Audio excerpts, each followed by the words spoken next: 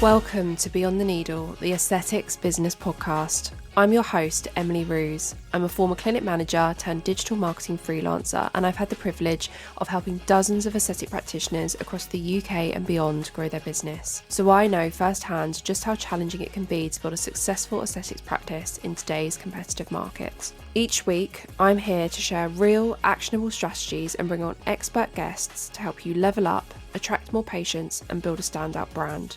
Let's turn your passion into a thriving business together.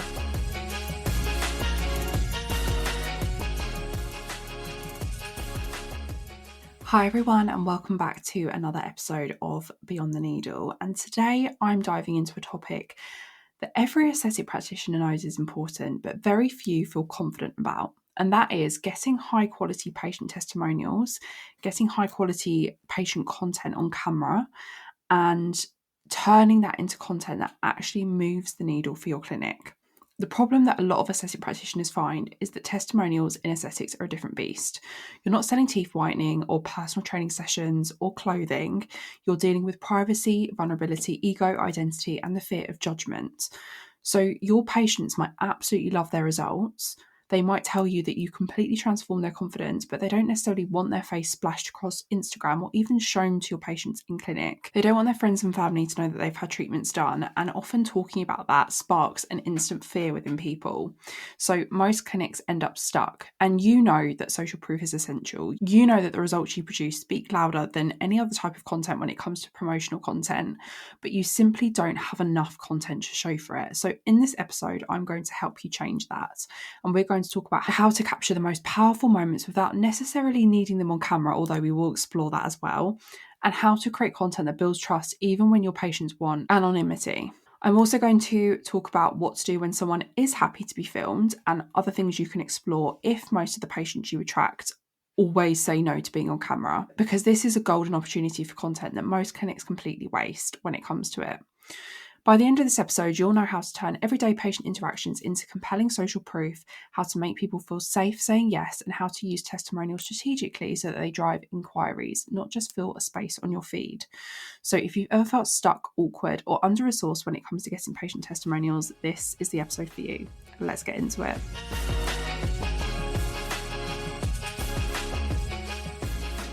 Okay, so to kick things off, I want to redefine what a testimonial actually is. One of the biggest mistakes clinics make is assuming a testimonial has to look a certain way. A perfectly lit talking head video, a full face on camera, or a patient proudly declaring their treatment to the whole world. But that isn't the reality for most clinics, and it's definitely not the reality for most patients.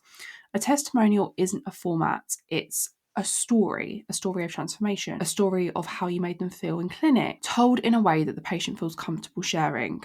And the moment you understand that, everything becomes a little bit easier, because most practitioners are leaving a huge amount of social proof on the table simply because they were only looking for one type of testimonial, that full face on camera kind. And yes, those are powerful, but that's not the only option. And often a lot of great stories go to waste if you're only thinking that way. In aesthetics, testimonials sit on a spectrum.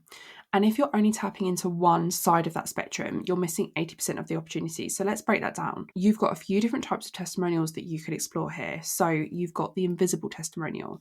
These are the ones that nobody thinks to use, but are often the most genuine. So it's the DM you get after somebody's treatment saying something like, "Thank you so much. I feel like myself again," or "I woke up this morning and I didn't feel the need to put on makeup and I did the school run completely barefaced for the first time ever." These are real words in a patient's real voice, written at a moment of genuine emotion, and you can use them without ever revealing their identity. So you can take that amazing DM that you got and you can put that in a carousel post, or you can put that in a green screen and talk about it, and talk about how treatments, the right types of treatments, can help people feel this way about themselves.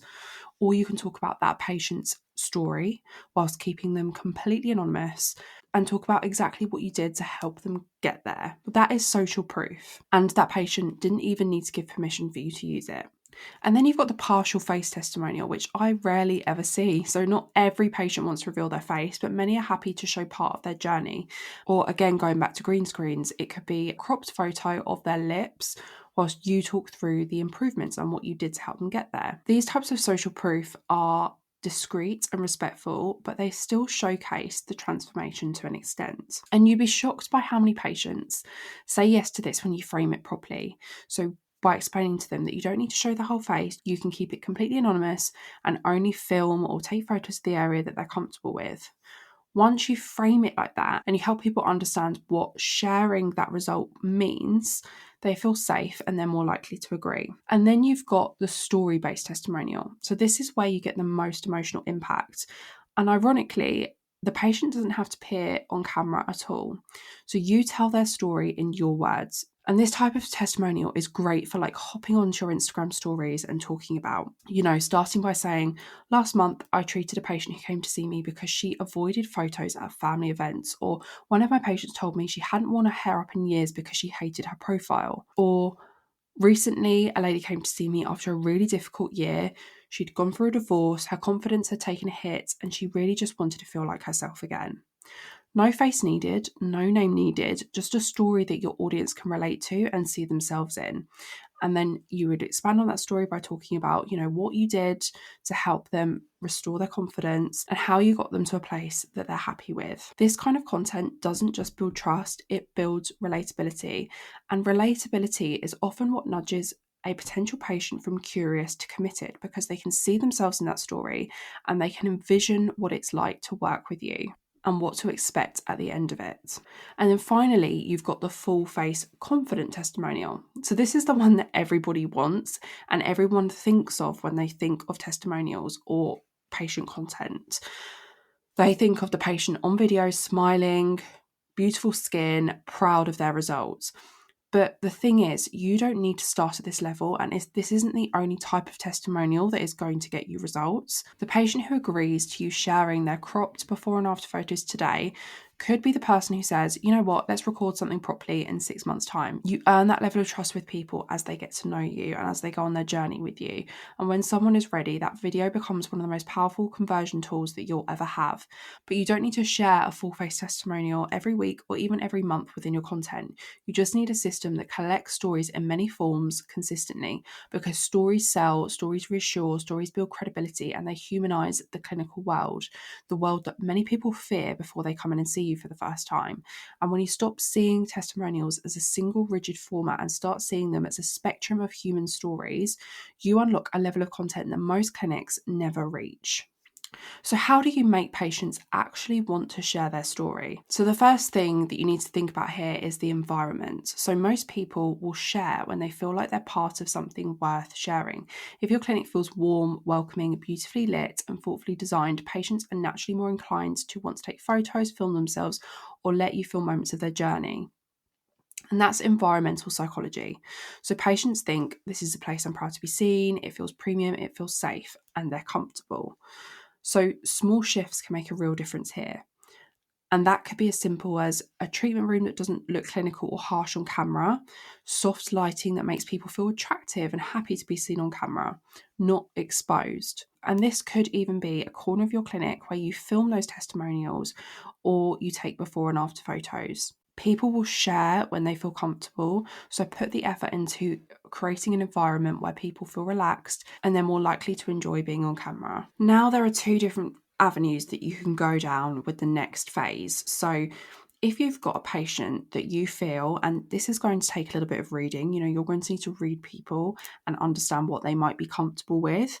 And that's much easier to do when you're kind of sat talking to them in a consultation. If there's somebody who's super nervous, this is their first time, it's taken a lot for them to come into clinic to see you, they're probably not going to want to talk about testimonials and filmed content before they've even had a treatment with you, because they're still very scared, they feel vulnerable, and being on camera is probably the last thing that they're going to want to do. But if you've got somebody who's a little bit more confident, a bit more relaxed, they've perhaps had treatment before, then you could bring it in this early stage, and then as a result you will get more parts of the treatment journey on camera. And this is often something that practitioners feel more comfortable bringing up with a patient after they've seen them a few times. So it might be that they've been coming to you for Botox for years and you know them really well and you've got a bit of a relationship with them, and now they're moving on to something different. perhaps they need some filler or they need some sculpture, they need some biostimulators. So you're introducing something new into their treatment plan. And because you know them and you've got that relationship with them, you might feel more comfortable asking them whether they're happy to have the treatment filmed. But always give people reassurance that nothing needs to be used without their permission. So just because you filmed it doesn't mean it needs to be used. And that removes the pressure immediately. You want people to know that they're in full control of what you're sharing, even if that's nothing at all at the end of it because they've changed their mind. And then you want to give them something worth sharing. So engineer meaningful moments. And that might be when they look in the mirror at the end of their dermal filler treatment and they say, wow, I look amazing. The results are incredible. This is far better than I, ever expected. Or when they come in for their 1 month review or follow-up appointment and they're over the moon about their results. Now is the perfect time to ask them, would you mind speaking on camera about your experience? I think it will help other people feel less nervous and understand what to expect. And when you frame it like that, more often than not, people are likely to say yes because you made it about helping somebody else, not helping you. And people love to be helpful naturally. So tap into that in the way that you ask people. And then give people a high choice menu of options. So a lot of patients say no because they think the only option is a full face testimonial. But show them it can mean more than that if that's not what they're comfortable with. So you might say, if you ever feel comfortable sharing part of your journey, here are a few ways we can do it completely on your terms. We can show just the treated area. We can feature a quote from you anonymously. We can record a voiceover that I can put over a video that doesn't show your full face. When you expand the options, more people are likely to say yes. And as you start to showcase more patient testimonials in those different formats within your content, you'll have more examples that you can show people. And also, people will naturally feel more comfortable sharing their own journeys because they can see that other people are doing it on your feed, and therefore they're less likely to stand out on your page, and it becomes a more natural thing. As humans, we're more likely to do something if other people are doing it.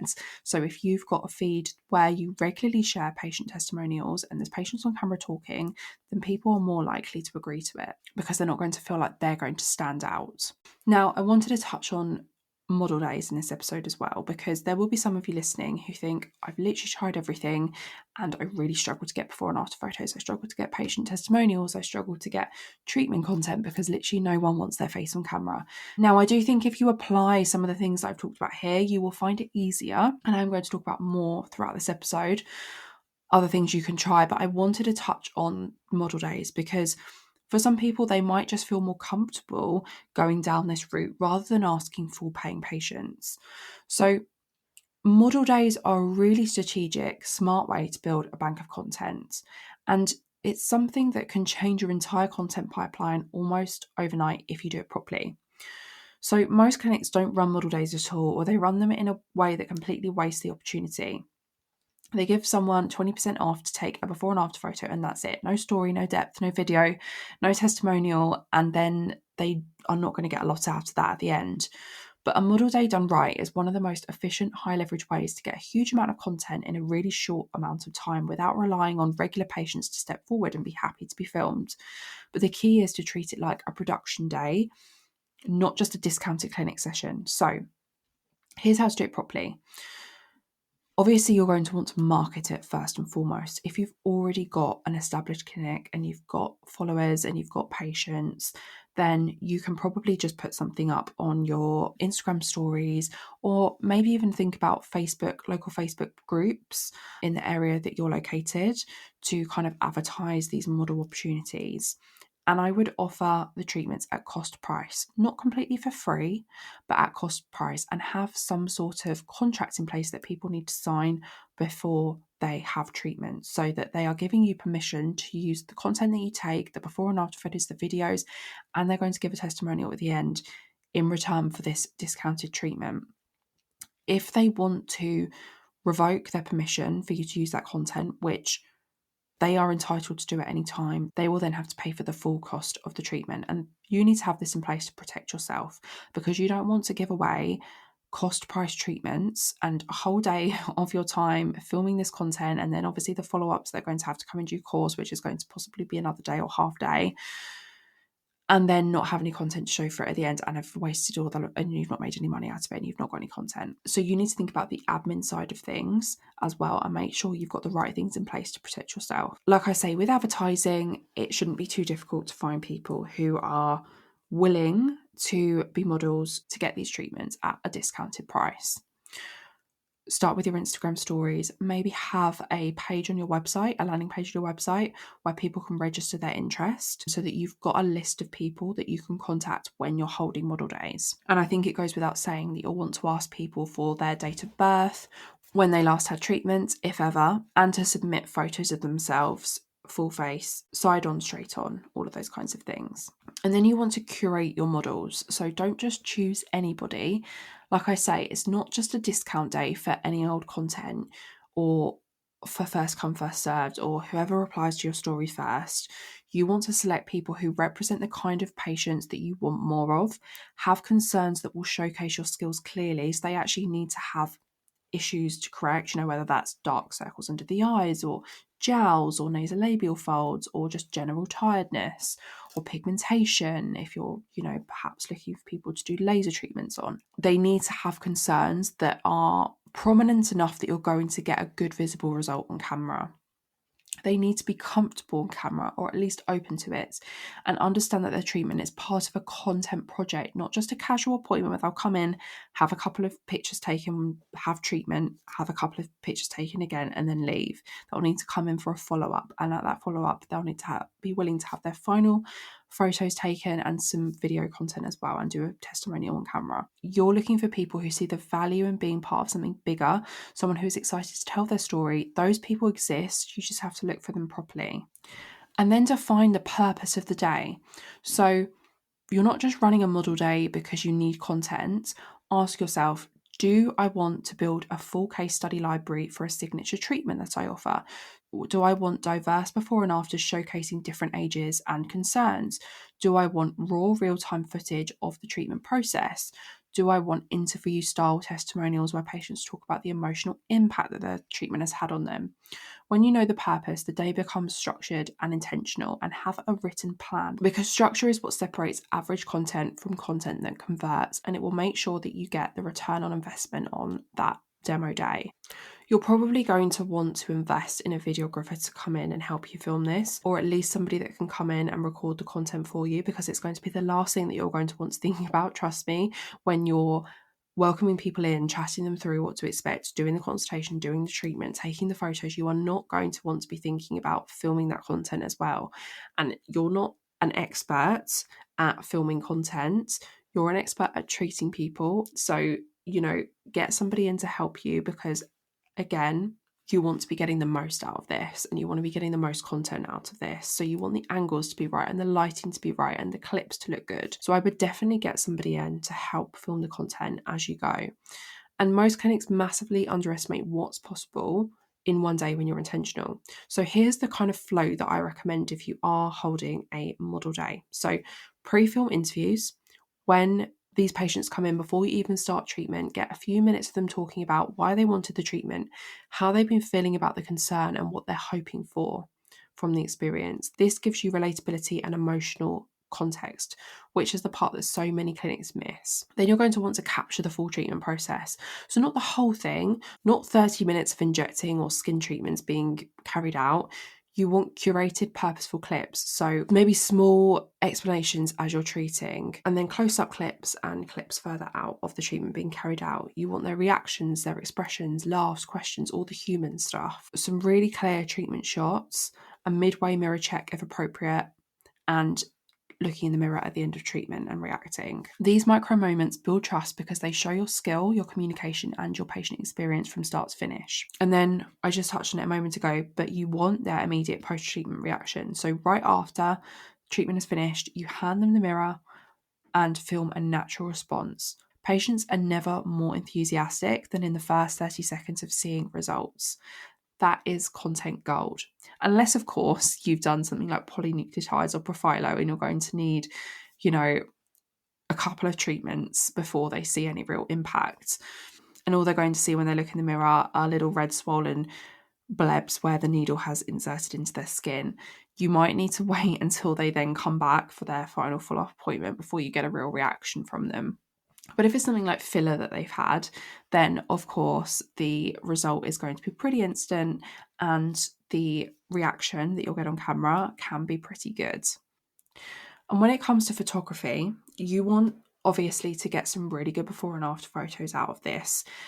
So you need to think about your lighting and angles, and you should have a consistent photography setup, a neutral backdrop, a ring light or softbox, and markers on the floor for positioning. There is nothing worse than when you go to put before and after photos together and the angles are completely different between the before and after, and the lighting is completely different, or the lighting is just bad in both and you're not seeing the result clearly. So it really, really does pay off to think about these things before you take the pictures. And then at the end of treatment, get a few minutes of the patient talking on camera again. So people often fear that this will feel stiff or unnatural. And the way to avoid this is to ask human questions instead of scripted questions. So what surprised you the most? How did you feel during the treatment? What would you tell someone who feels nervous about this? The answers that you're going to get will be far more natural if you ask them questions that you probably would have asked them anyway. And then, of course, once they come in for their follow-up appointment, you can ask them more detailed questions about the experience to get a full testimonial. And model days shouldn't end when the patient walks out the door. Ideally, you want a 24-hour post-treatment selfie, or if they've had something like a laser treatment or RF microneedling or soft wave, you could get photos of their progress daily and then weekly until they see the full result, and you can put that together in quite a nice montage reel showing somebody right from their before photo through their treatment journey until the final result, so that you can kind of see their skin transform before your eyes when you put it all together. Because people really want to see the journey, they want to know what to expect in the days after, not just the final result at the end of it. And when you show the progression, the swelling, the settling, the healing, the improvement over time, you remove a huge amount of fear for potential patients. So again, I'm going to reiterate, a model day is not a discount day. It should be utilised as a strategic content engine, and done correctly, it will give you before and afters that you're proud of, on-camera testimonials with emotional depth, authentic treatment footage, patient journey clips, educational content, and a trust-building library that can literally last you for months. And for a lot of people, it removes the pressure of chasing individual patients for content, and it positions your clinic as polished, credible, and transparent in a way that very few clinics are. But going back to the authentic patient content and away from model days, because it is possible, not every patient is going to say yes to being on camera or having their before and after photos shared, but it is possible when you frame it right and ask enough people. So let's go back to the topic of patients, not model days, and talk about how to capture transformations that actually convert, even without necessarily showing faces. Because a lot of practitioners say to me, how am I supposed to show results if nobody wants their face online? And this is where most clinics give up, because they've asked a few patients, they've all said no, they feel a bit awkward about asking, so they just don't do it anymore. So that's the kind of mindset that you really want to shift out of, because when you start doing a little bit differently and you think about the different types of content that you could get from a patient and the options that you can give people that don't necessarily involve them showing their face or being on camera, you will likely get better success from it. You can create powerful, high converting transformation content, even if 90% of your patients want to be anonymous. You just need to understand how to capture the story of the transformation, not just the face. Because people don't necessarily book from a photo, they book from a story that they recognize themselves in and that they relate to. So when it comes to showing the human journey side of aesthetics, there are a couple of things that you can do. If a patient is happy to be shown on camera, you can film them explaining why they've come to see you and what they're concerned about, and kind of pointing to their face and the areas that they are self-conscious about or want to improve. Or you could literally set up the camera so that you're filming yourself and they're kind of behind the camera so you can't see them, but you're having a conversation with them. Some people might feel more comfortable doing that. It's relaxed, they're just having a normal conversation with you, but their face isn't on the camera. And you can kind of talk through so that people who are watching can understand what this person has come to see you about. You can show parts of the conversation and you explaining what treatment you're going to do and why. You can do this kind of thing with the reaction as well, or the patient talking at the end of treatment.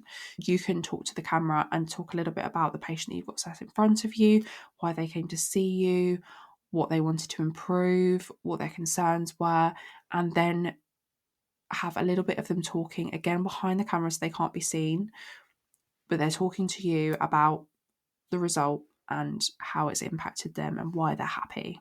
Some patients will feel more comfortable speaking anonymously, and voice conveys emotion that text never can. So you can also give that as an option to your patients, that you can record their voice note or record yourself having a conversation with them and asking them questions about their treatment, and then kind of edit it over some B-roll footage of you maybe setting up for a treatment or doing something else in your clinic, so that it's just you in the video, but you and your patient are talking kind of over the top of it. And when edited well, this can be quite a nice video.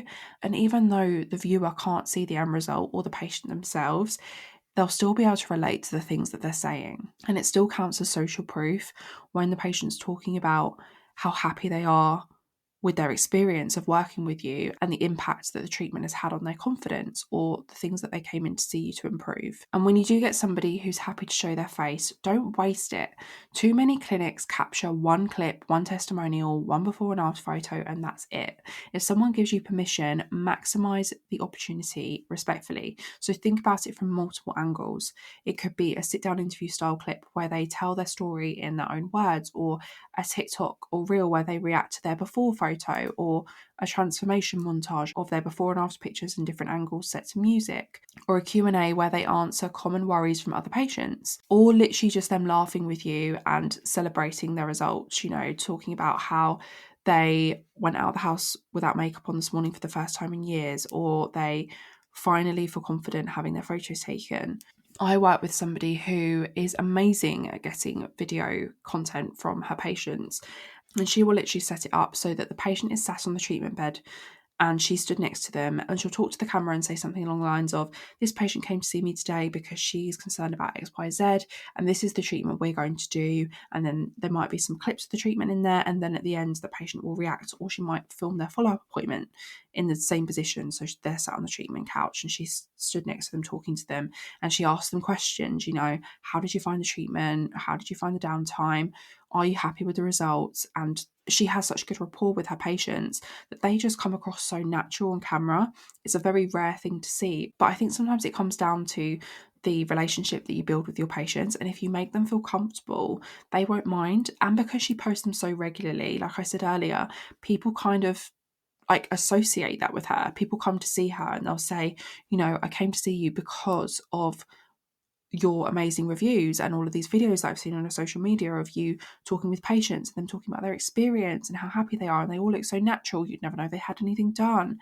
So they're then open and willing to share their story because they see it so often on her feed, and it's one of the reasons why they came to her in the first place. So it might be that to get to that place from where you are now, you might initially need to start off with a model day so that you've got that content that you can regularly put out there, that you've filmed and positioned in that way, so that people come to see you and they say, oh, I've seen all of your amazing kind of videos that you've got with your patients where you're chatting to them and they're talking about their experience and they're showing the results. And I love, that made me feel really comfortable, and I knew what to expect, and I kind of felt like I knew what the journey was going to look like before I even came in to see you.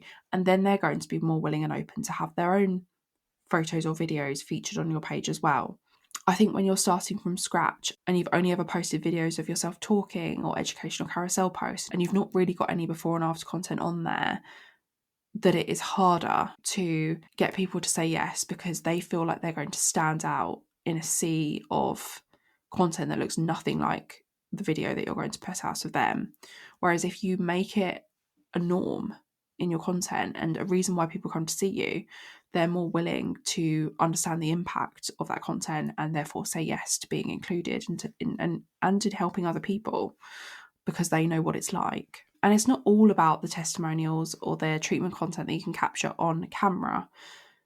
Written testimonials are just as powerful. Like I say, if someone messages you after their treatment and says, wow, I can't believe how incredible my skin looks this morning. I've gone out of the house without makeup for the first time, or, I'm so happy with the results. It's only 2 days in and I've already seen an improvement. Those are things that you can share within your content. Those are things, that's social proof. You can put that in a reel. You can put that in your carousel post. You can put that on your stories when you're putting some promotional stories up. Use that content as much as you possibly can. But you also want to be going out of your way to collect Google reviews. Now, I've talked about this in other episodes. Your Google business profile needs reviews. Google likes reviews. It likes social proof. The more reviews you have, the more likely it is to rank you higher in your local area. If you're competing with 10 other clinics who are located around you, if one of them has 150 reviews and you have 10, it is way more likely to show that other clinic higher than yours because that clinic has got a lot more social proof than you.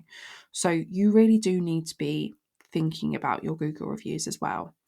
And if somebody is not willing to go on camera, they probably will be willing to write you a written review, or they'll be more willing to, a lot of people will be far more open to writing you a Google review than sharing their story on camera.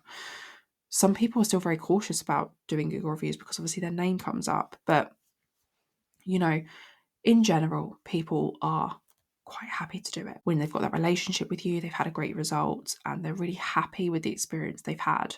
So make sure that you are asking people to leave you a Google review at the different touch points that they have with you. So adding a testimonial touch point to your follow-up email, but wording it in a way that feels personal. I'm so glad you're loving your result. Would you be happy to share a couple of sentences about how you're feeling? Your story will really help others who are nervous about taking the first step. Here's a link to our Google page. We really appreciate it. Or even offering an easy template that they can edit, because people often freeze when they are asked to write something and they don't necessarily know how to start it or what to include. But if you say to them, if it helps, here's something that you can copy and tweak, or here are a few things that you could address or answer in your testimonial, then the response rate will skyrocket because people have suddenly been given a structure to follow, and it takes the effort away from them. Because I know myself, when I'm super, super busy, I've come away from places and I'm like, I would have left them a review, but it's like, how do I start it? What do I say? But if somebody had given me a template to follow or some questions to answer, that's one less thing I have to think about, and it suddenly becomes far easier. One thing I will say here, because I see a lot of people do this who don't realise that you're not allowed to, you cannot incentivize Google reviews. So it is illegal to ask people to leave you a review in exchange for a voucher or a discount off the next treatment.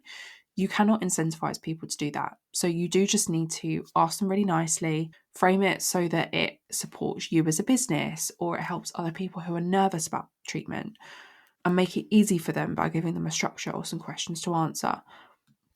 But you cannot say to them that you will give them a discount off the next treatment. You're not allowed to do that. And if Google ever found out, they would remove your business profile because you would be breaking their terms and conditions. Another thing you can do, and this is kind of moving away from the Google reviews, but like I say, voiceovers can be great on top of B-roll, and people speak more freely than they write. So if a patient has quite a confident, bubbly personality, you could ask them to send you a voice note that you could use in your content rather than having a written review. So another thing that I want to talk about is the art of using testimonials without feeling salesy. So a mistake that almost every clinic makes is they get a great testimonial or a great before and after photo, and they post it once on a random Tuesday afternoon with a caption like, "So grateful for my lovely patient." And then it's gone, buried, wasted in a sea of other content that you're going to post in the weeks after. A powerful testimonial shouldn't be a one and done upload. It should be a tool that you repeatedly use to move patients through the decision-making process. It's about showing people someone just like them went through the same doubts, the same fears, the same should I or shouldn't I spiral, and came out the other side feeling more confident, and more often than not, they wish they'd done it sooner. That's the emotional arc that you need to tap into. So shape your testimonials into a story. A raw video of somebody saying, "I'm happy with my results," or "I love my results," is nice, but it's not necessarily persuasive. Like I said earlier, people don't buy results, they buy relatability. So you want to answer 3 subconscious questions every potential patient is thinking. Number 1, did this person have the same worry that I have? 2, did this person feel safe? And 3, did it actually make a difference to their life? That's your story arc. So instead of posting a clip in isolation, weave content around it. So you want to introduce the problem. This patient came to me after months of feeling self-conscious about her jawline, especially in photos. She always had her hair down. She hated her side profile, so she hid it. Then described the turning point. She was nervous. Her biggest fear was looking done or her friends and family noticing. So we talked through the various options together and we built up gradually. So we didn't do everything in one appointment. We took small steps together and then revealed the outcome. Here's what she had to say a couple of weeks later. Suddenly, it's not a testimonial, it's a journey, and it taps into all of those different things that somebody wants to see in order to buy into it. And that is what converts. And then you want to incorporate emotion into the testimonials. So when you're asking people things on camera, or you're asking them to leave you a written review, you kind of want to push them into sharing the emotional side of their journey in a really grounded, honest way. Because when you hear a patient say, I feel like myself again, or I didn't realise how much this bothered me until it didn't anymore, or I really wish I'd done this sooner, those are emotional hooks and you can use them in your content to relate to other people. You can put them in captions, use them as text overlays, or turn them into titles for carousels or reels where you then share more of that patient's story. Because emotion really is the key to resonating with people when it comes to aesthetics. Because everyone's decision to have an aesthetic treatment is driven by something from emotion. So when you convey those emotions that they can relate to, it suddenly becomes a really powerful conversion tool. And use testimonials to overcome objections. If people worry about pain, use a testimonial where someone says, I hardly felt a thing. Or if people worry about looking unnatural, use a testimonial where someone says, my friends say I look fresher, but no one has suspected why. People just ask me whether I've been on holiday or if I'm using a new skincare product. If people worry about downtime, use a testimonial where someone shows their 24-hour update so that people know what to expect from treatment. This is how you handle objections and barriers to treatment effectively. You're not just saying, trust me, when people have no reason to trust you because they've literally just come across you, or they've only been following you for a couple of weeks, but you're saying, trust someone who was exactly where you are now. And that is a really powerful, persuasive tool to have. And then we also need to talk about where to use these testimonials, because testimonials don't only belong on your Instagram profile or your Google business profile or your Trustpilot page. You want to be showcasing these testimonials, these amazing words or videos that you have collected successfully of your patients, as much as you can at different stages of the journey that people might be going on. They should be strategically placed at moments when a patient is hesitating. For example, on your consultation booking page, in an automated follow-up email, at the end of your carousel posts when you've been talking about a treatment, or in ads for treatments that have higher emotional barrier. Testimonials work best when people are already considering taking action, because it's like giving them that final piece of reassurance that they've been waiting for. And this is why I say that your Instagram content should not only be before and after photos and testimonials, because not everybody looking at your content is going to be in that decision stage, but there are going to be people as you funnel them through your content who are at that stage, and that's where a testimonial or a before and after picture or a treatment journey video can be really, really powerful, because it helps people overcome those kind of final barriers to purchase that are standing in their way. And when you integrate testimonials into your marketing this way, you never feel like you're pushing or you're being salesy. You're simply guiding, you're educating, and you're honouring real patient experiences. And patients don't book because you're persuasive. They book because you're proven, and they feel like they can trust you through the words of other people. So that's your roadmap to gathering stronger, richer, more believable testimonials, even in an industry where most people want privacy, anonymity, and subtlety. And you don't necessarily need more patients willing to pose for talking videos or before and after photos. You just need to start capturing the moments that already naturally happen inside your clinic every single day. And if you are really struggling with gathering that social proof, invest in a model day, because it will be one of the best things that you can do for your content.